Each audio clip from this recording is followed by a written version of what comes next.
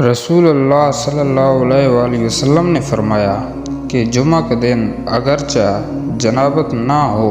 لیکن غسل کرو اور اپنے سر دھویا کرو اور خوشبو لگایا کرو۔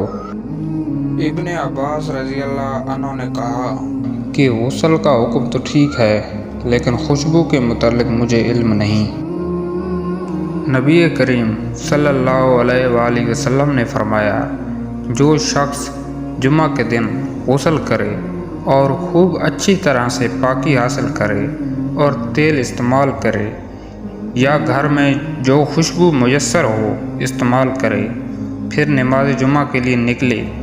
اور مسجد میں پہنچ کر دو آدمیوں کے درمیان نہ گھسے، پھر جتنی ہو سکے نفل نماز پڑھے اور جب امام خطبہ شروع کرے تو خاموش سنتا رہے تو اس کے اس جمعے سے لے کر دوسرے جمعے تک سارے گناہ معاف کر دیے جاتے ہیں۔ عمر بن خطاب رضی اللہ عنہ جمعہ کے دن کھڑے خطبہ دے رہے تھے کہ اتنے میں نبی کریم صلی اللہ علیہ وآلہ وسلم کے اگلے صحابہ مہاجرین میں سے ایک بزرگ تشریف لائے، یعنی عثمان رضی اللہ عنہ۔ عمر رضی اللہ عنہ نے ان سے کہا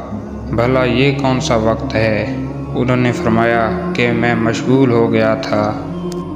اور گھر واپس آتے ہی اذان سنی، اس لیے میں وضو سے زیادہ اور کچھ نہ کر سکا۔ عمر رضی اللہ عنہ نے فرمایا کہ وضو بھی اچھا ہے،